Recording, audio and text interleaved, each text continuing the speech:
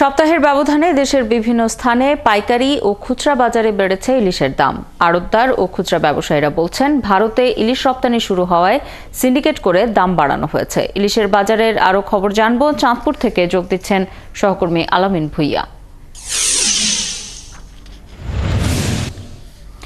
আলামিন, আমরা প্রতিবেদনে যেটি দেখলাম যে ভারতে রপ্তানি শুরু হওয়ায় বরিশালের বাজারে ইলিশের দাম বেড়েছে।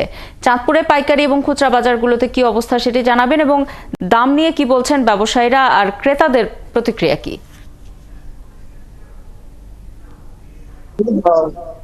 ইলিশের দামও যে রপ্তানি হচ্ছে সেই অজুহাত দেখিয়ে, সেই কারণটি দেখিয়ে তারা ইলিশে এখানে বাজারও প্রায় চলছে। এখানে এখন যে ইলিশ মিডিয়ার কেজি সাইজ খুচরা বাজারে বিক্রি হচ্ছে 2,500 টাকা, আর যে সাইজ হচ্ছে 1 কেজি থেকে 1200 গ্রাম সেটি বিক্রি হচ্ছে 1800 টাকার মধ্যে। আর 800 থেকে 900 গ্রামের যে ইলিশ সেটি বিক্রি হচ্ছে 1650 থেকে 1700 টাকা কেজি। ছোট যেটি অর্থাৎ 3 থেকে 400 গ্রামের যে ইলিশ সেটি 800 থেকে 900 টাকায় বিক্রি হচ্ছে।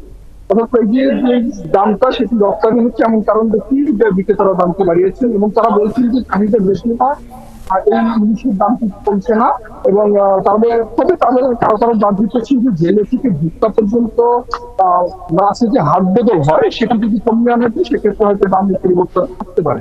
অর্থাৎ একটা জেলে থেকে ভুট্টা পর্যন্ত মাছ আসতে কম বেশি হাট বদল হয়।